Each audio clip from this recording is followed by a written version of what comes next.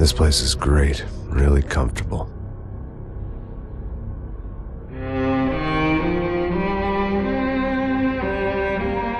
I'm just gonna get settled in. Time to move on, get on with my life. Yes, absolutely.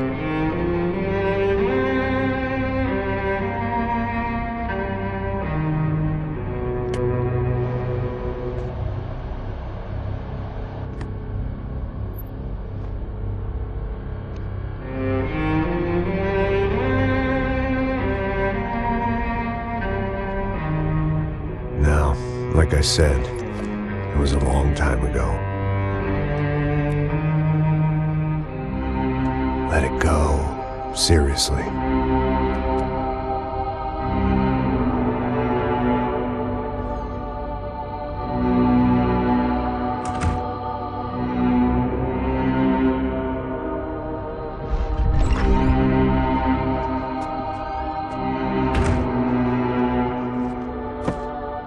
Definitely more my style than Panama, or Hoboken, I guess. No, if I'm honest, I just got kind of bored of boozing. I mean, once in a while, but not all the time. You're right, it wasn't doing me any favors. Maybe I'd lost my self-respect, but it's back. I'm excited, really. I really needed a new start.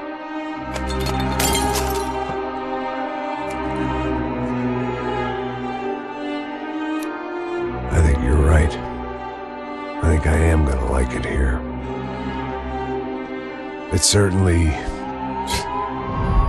ain't New Jersey.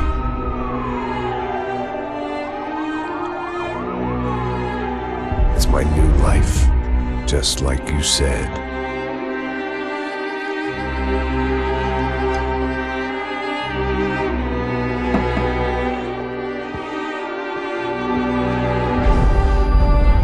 Listen, if you think I can still do a job, what have I got to lose? Apart from the weight. Very funny. Ha ha. Yes, that is a fake laugh, you jerk.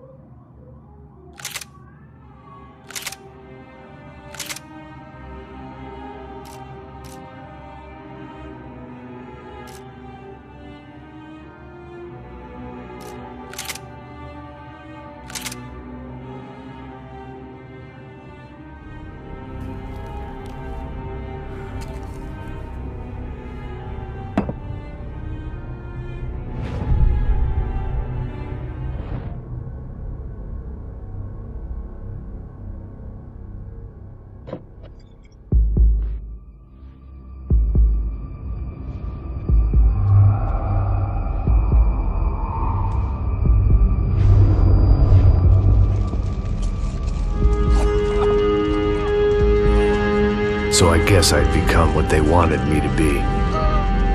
A killer. Some rent-a-clown with a gun who puts holes in other bad guys. Well, that's what they had paid for, so in the end, that's what they got. Say what you want about Americans, but we understand capitalism.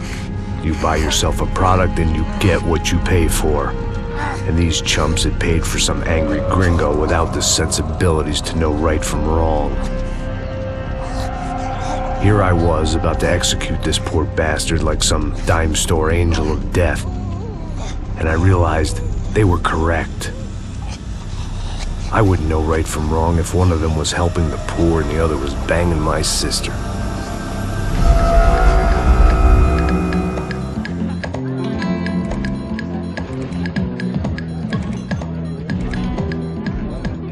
I'd arrived in Sao Paulo a few weeks before. I was working a protection detail for the kind of people who need protection in a town like this. And what kind of town was this? One where I didn't speak the language and they didn't water down their drinks. So for now, we seemed to get along just fine. Of course, that was about to change. Hey, brother. Hey. How's the cocktail? It's scotch. I never mix my drinks. Well, at least not on duty. Something like that. Man, that favela is big. Yep.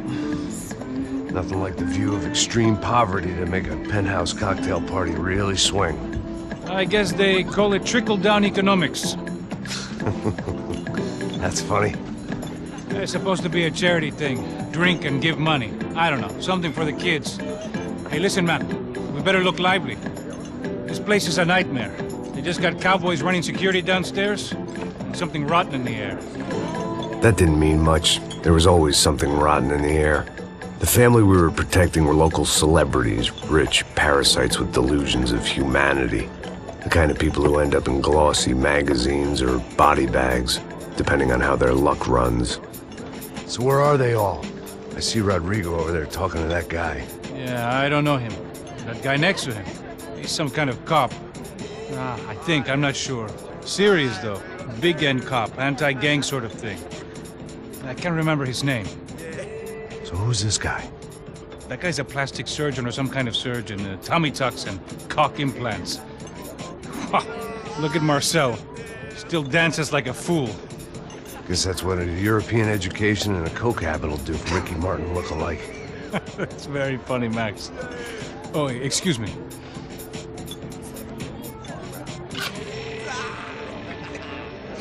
I was mostly working for Rodrigo Branco, a local businessman. Built things, did some charity, had things named after him, won awards, owned things, people. One of the trophies he had won was his wife, Fabiana. She was hot and wanted to be dangerous. Some good genes trying to fight their way out of a cesspit. She'd married well and was now at leisure to regret her good fortune. They got along as well as any rich workaholic and his younger airhead wife tend to get along. They mostly ignored each other. She spent a lot of time with his cokehead younger brother, Marcello. He was a good-time guy if your idea of a good time was an expensive suit, a bottle of champagne, and nothing between the ears. The middle brother, Victor, had just walked in. He was a local politician. Guy was smoother than an oil slick on an iceberg and about as toxic. The rest of the crowd, I didn't know, but I could imagine the types. People who know if they drink enough, they won't have to feel guilty about their good fortune. Suddenly, things turned real ugly. Felt like our hangovers arrived right on cue.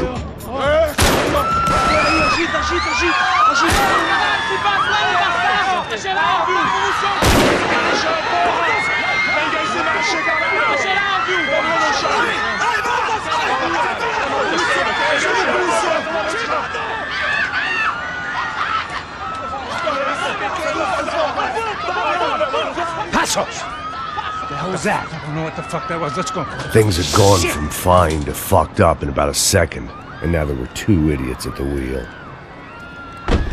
Clear. Got this floor? Sure. All right, look after yourself, bro. Stay safe. It wasn't my own safety I was concerned about, trophy wife or not. I'd said I would protect the girl. I hoped I hadn't lost my edge, along with everything else.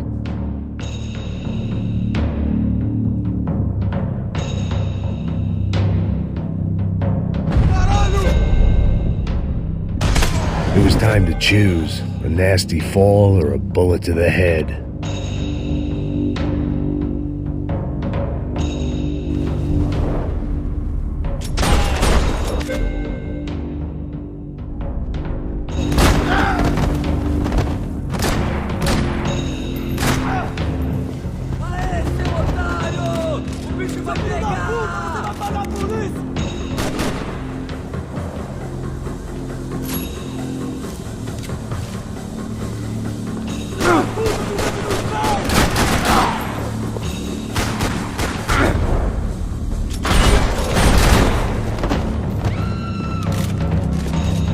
That was the boss lady, only this time she wasn't calling for more liquor in her cocktail.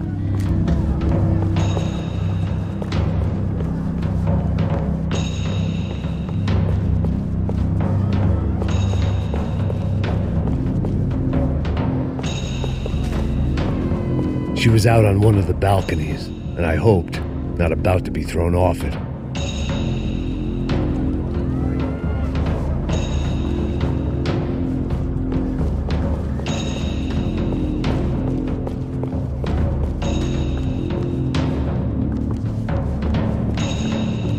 Sooner or later, I'd have to go out there and see what was happening.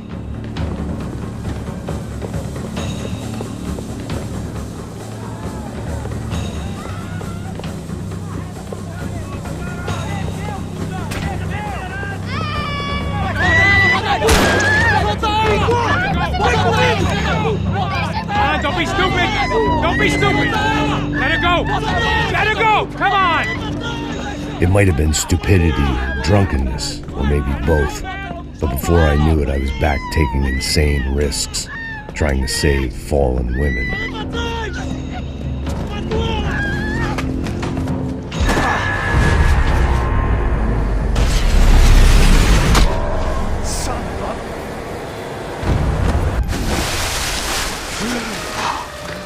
Tranquila! Tranquila! Nós cuidamos disso. Nice work! Hey, you need a hand? No, you? Who the hell's Rodrigo? I don't know, man. Thanks. Somebody's gotta go find him. Está tudo sob controle agora. Fica tranquila.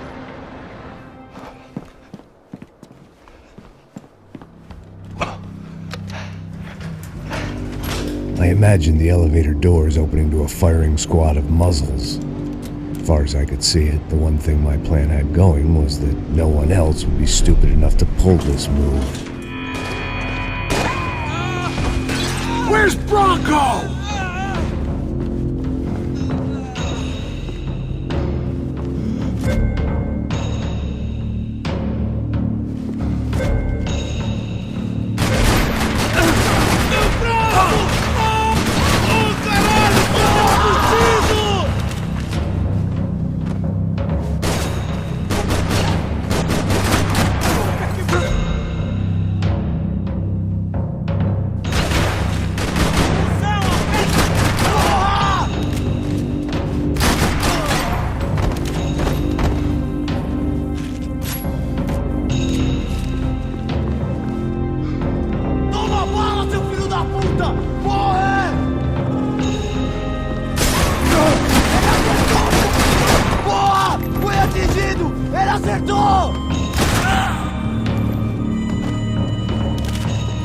Dragging Bronco along would slow them down, but not much.